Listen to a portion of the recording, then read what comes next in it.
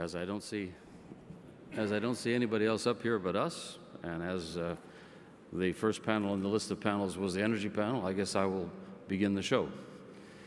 We started in the energy panel by agreeing basically that the collective public policy objective in the energy sector, energy and environment, is ample, secure, affordable, clean energy for more of the world's population. We looked at the agenda for energy security, already hard enough, energy sustainability, and that particular agenda even more difficult, while 200 countries were struggling in Durban to come to some kind of a conclusion, which ultimately you probably know they did. An agreement this morning amongst the countries to a target of 2015 for a new Kyoto or an extension of the Kyoto. The Kyoto does not lapse between 2012 and 2015, and the new treaty should go into force in 2020. So this is a positive step forward. All the nations are engaged, developing countries, India, China, US. It was not an easy session, and I think people are quite satisfied with the results, but the results again are, let's negotiate forward. The treaty ultimately in 2015 will have the force of law, but not be legally binding. Now, we'll all have to figure out what that means over time. Attention now will turn to 2012 and to the Rio Earth Summit next year, in 2012. We talked a little bit in my introduction. I talked a bit about some of the challenges that we confront in the energy sector. Carbon dioxide emissions continue to rise. The agenda is being set more by events taking place in the marketplace than by policymakers. The shale gas revolution, the Fukushima accident, the perturbation in food markets by biofuels. Fossil fuels at $100 a barrel are still cheap because they don't have a price of carbon inherent. And so you've got an increasing availability of fossil fuels in both gas, and for that matter now shale oil is becoming available, so that you've got a longer potential for a carbon bridge to the future, which is not exactly what the world needs as it confronts the climate change challenge.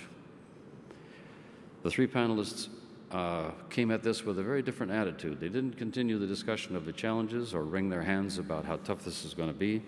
They moved immediately into how do we get at this? We had Total, we had an NGO with a vision and an agenda, the Bellona Europa, and a financial sustainable rating agency, Oecam Research. This we found quite fascinating. Total outlined some of the measures it would undertake to deal with the environment and safety, some of the things it's doing, the measures taken collectively to avoid another Macondo, Gulf of Mexico spill, or to deal with such an accident. Some identified environmental baselines and standards for all of their new projects.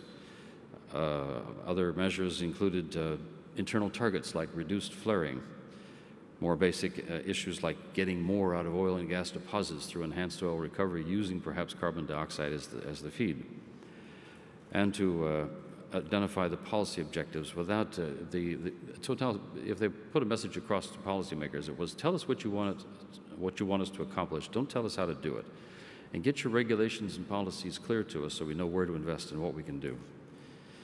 Bellona Europa, this was an organization, an NGO founded after Chernobyl. Their view is that we can only achieve green through black bottom lines. A very business-like approach to the environmental challenges. Let's not do things that cost more than they should. Let's look for the efficient ways that the private sector can pick these things up. How can we achieve the low-carbon scenarios? What can be done profitably with CO2, enhanced oil recovery, embodied carbon in various materials, coal bed methane extraction with CO2. Bellona argues that the industrialized countries have got to go carbon negative, not just reduce emissions, but go carbon negative, actually. And this they mean by combining sustainable biomass with carbon capture and storage so that the end result is actually less carbon than before, cultivating energy-intensive algae that absorb CO2 but don't take up land space. They've got a saltwater project in the Sahara where you combine what you have, salt and water and sun, and get the things that you want, producing fresh water, trees, vegetation. So you use what you have to produce what you want. These are examples of what Bellona calls restorative growth. And then Oecam, represented by Christina Rutter, rates companies on sustainability criteria.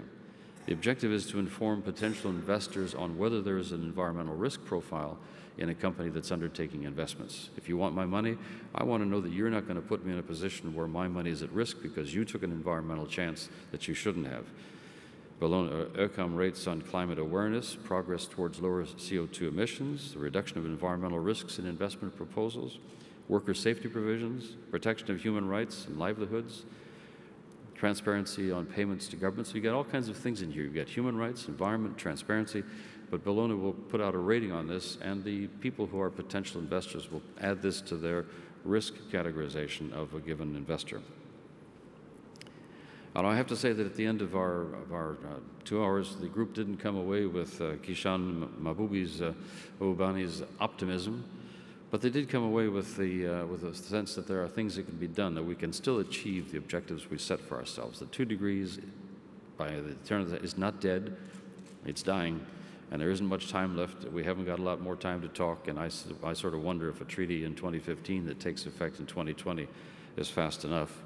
But at least these 3 panelists represent organizations that are going to deal with the challenge rather than just wring their hands.